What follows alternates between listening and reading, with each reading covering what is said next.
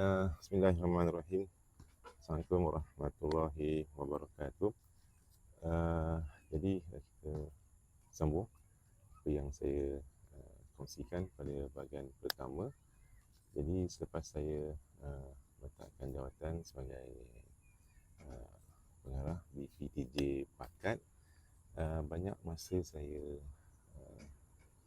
habiskan untuk menjalani rawatan sampingan dan banyak berehat daripada melakukan kerja-kerja rutin biasa lah. Jadi antara aktiviti yang saya lakukan lebih kepada menghadiri program fisioterapi sebelah petang lepas office hour. Jadi seperti yang dikongsikan, pergerakan saya banyak dibantulah oleh isteri untuk bergerak daripada rumah ke pejabat dan untuk jemput saya balik ke rumah. Jadi pergerakan saya sangat terbatas. Saya pakai tongkat dan juga tidak boleh bawa kenderaan. Jadi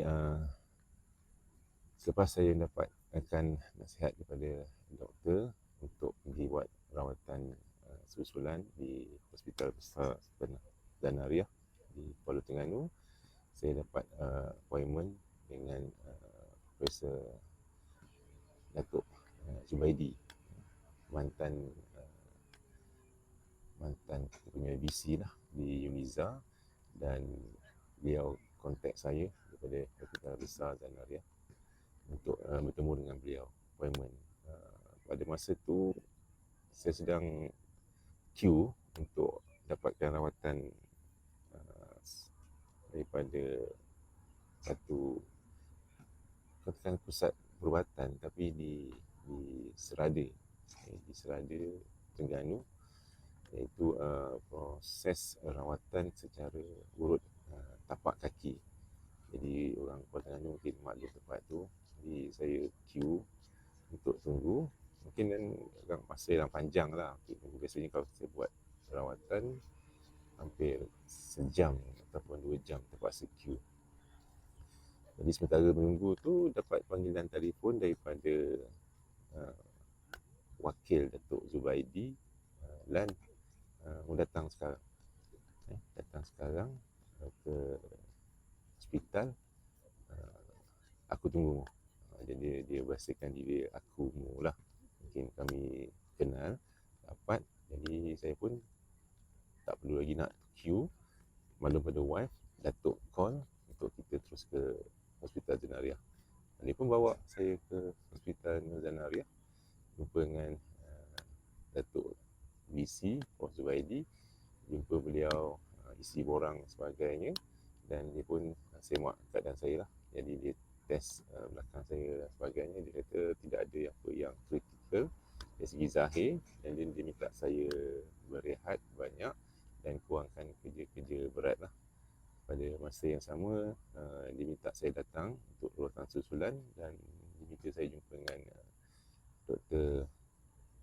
saya tak faham ingat nama dia, Dr. Uzaimi untuk rawatan susulan.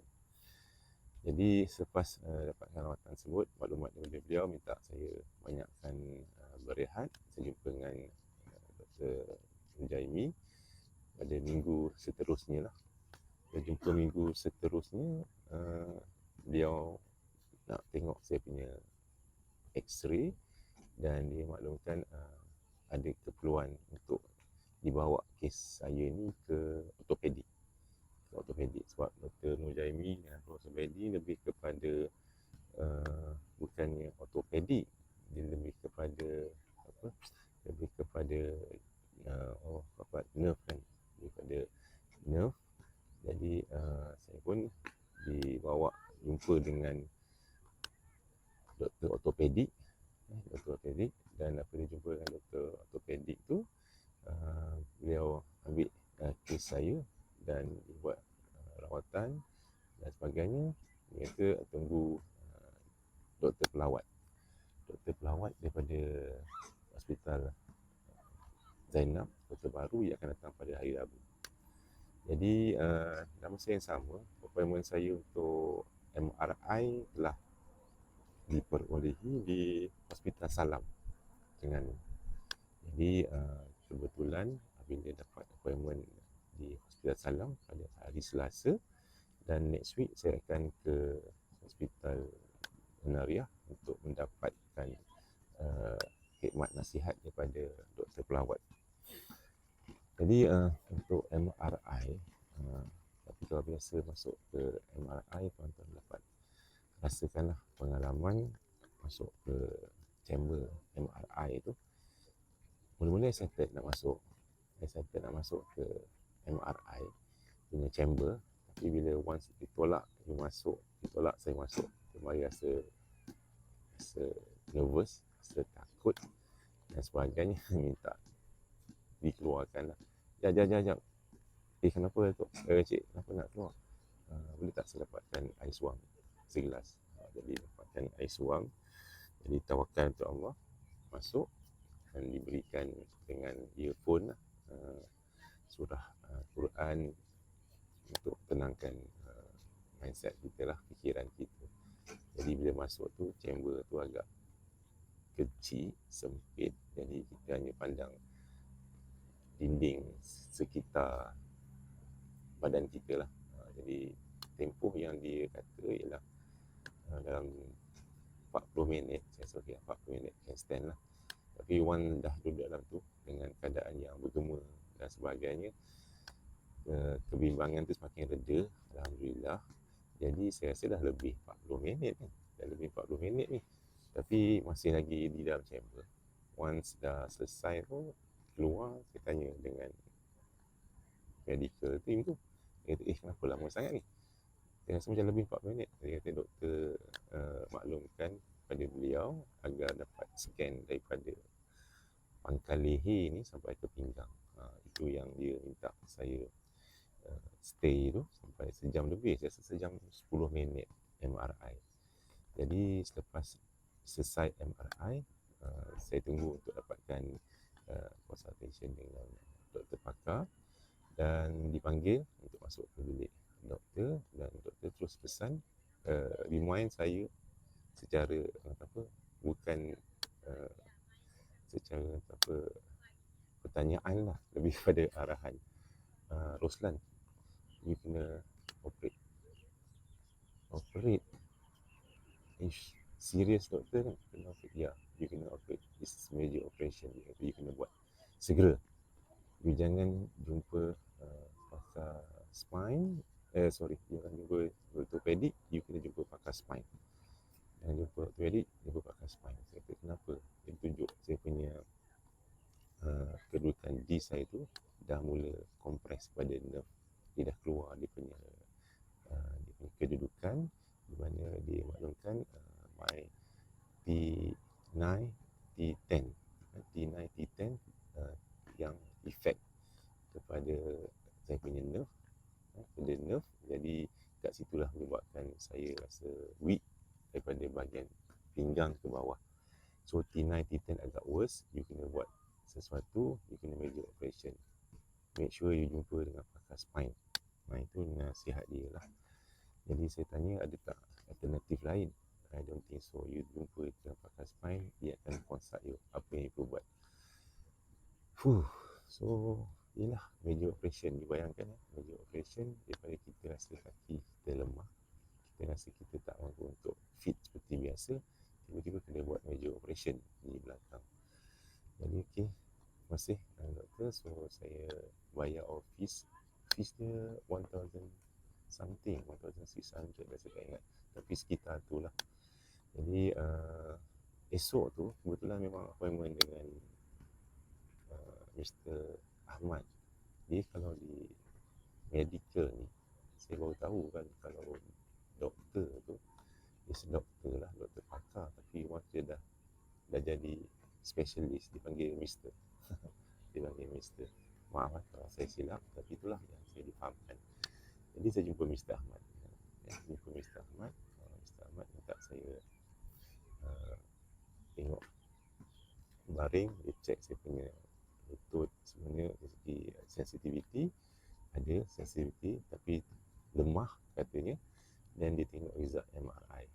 So once dia tengok result MRI, dia tengok saya, you kena major operation. Major operation, Mr. Ahmad, tak ada alternatif lain ke? Tak ada alternatif lain ke? Kena buat endoskopik kan?